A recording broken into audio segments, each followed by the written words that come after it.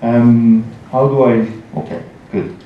So some company highlights. When I founded this company 18 months ago, with a mission of simplifying the overall engagement around project management and come to the market with a real project management solution that can help companies to make collaborative project management. I took with me a team of top executives in the area of project management, of enterprise software, and on-demand business model. We got an investment in the company from two VCs, venture capitalists. One is Benchmark. Benchmark is well known to be one of the big 5 VCs in the US, in the internet area. They have invested in Google, in Yahoo, and in eBay. So they have a very good track record of investments. And Carmel, which is an Israeli VC, which has a vast experience in enterprise software. The founder of Carmel is Shlomo Dovrat. He was the founder of Technomatics.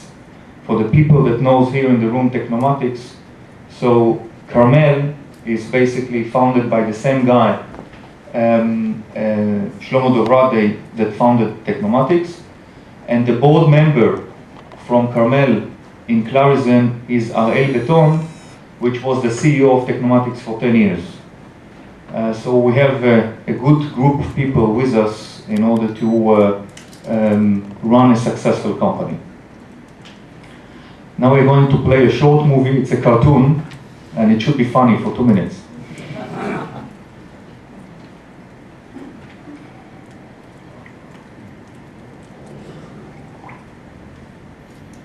Are too many details slowing you down?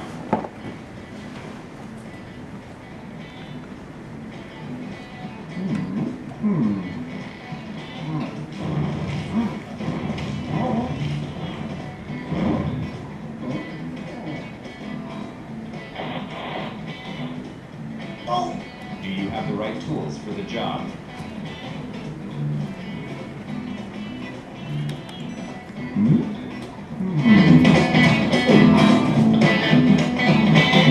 Can your team make decisions on time?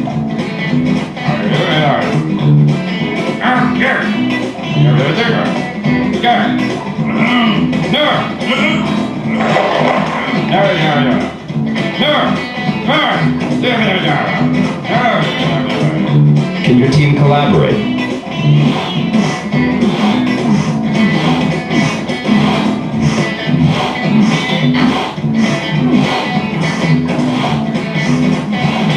Can your team adapt to the unexpected?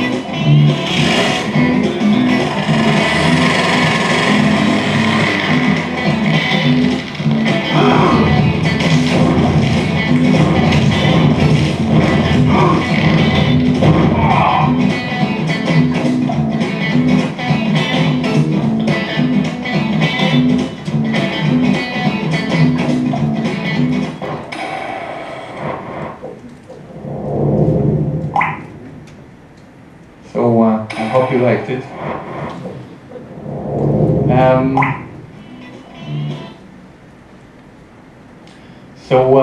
Now on a serious note, what was changed? What was changed over the last 10 years in our world? So I would say many things have changed. I put here 2 pictures of 2 people who I respect. One of them you may know better than the other. The one is Alan Greenspan, the legendary Fed of the American Bank of America.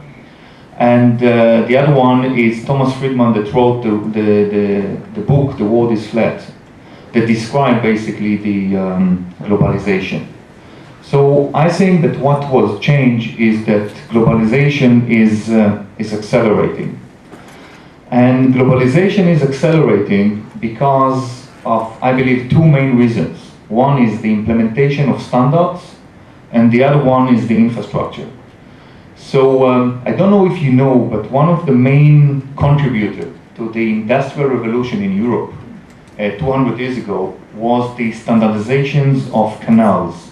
Canals, those are the waterway where you take a boat that can go from one area to the other. And in Europe, they have many big rivers where the boats are basically taking cargo from one location to the other.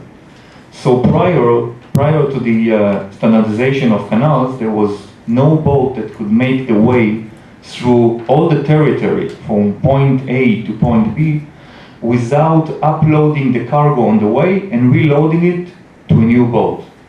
And the reason was because there were different gates for the boat, different bridges, and different way that boat could move from one location to the other.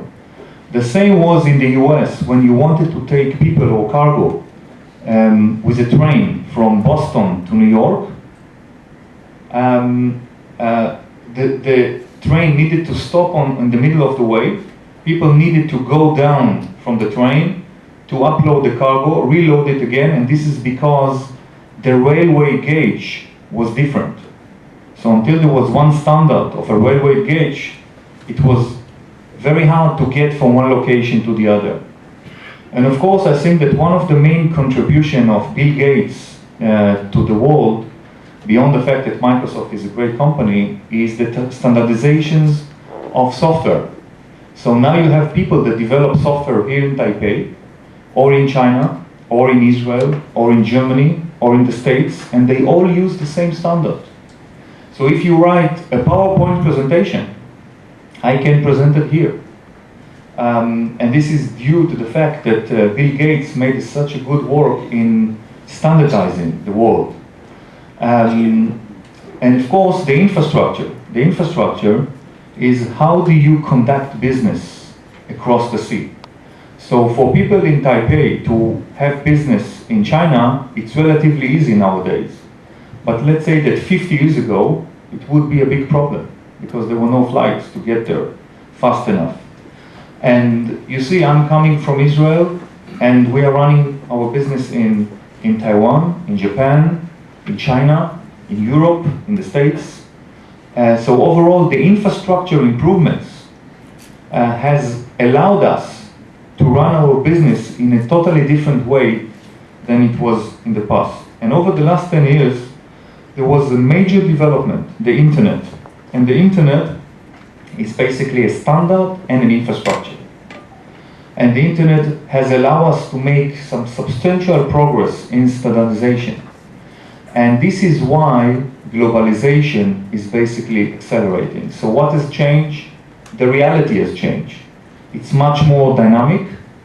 And as a whole, we as people, we have a tendency to overestimate what we're going to achieve next year. We always say we're going to have good numbers next year, much better than it is normally, and to underestimate what's going to happen in the next 10 years. And looking back 10 years ago, I think that we understand that there was a major change in the way that we conduct our business life over the last 10 years. So, here stop, I will tell you when to, okay? So, what's the effect of change in business? So we were saying, globalization creates dynamic business environment. Every single event that happens in the world could impact our business. So this dynamic requires us to much better sense and respond. It's like you're driving here on the way to the airport and you're going 90 kilometers per hour. So you feel comfortable. You are in a control area. And suddenly you are late to a meeting, to a Clarizen seminar, for instance, and you increase your speed to go 140 kilometers per hour. And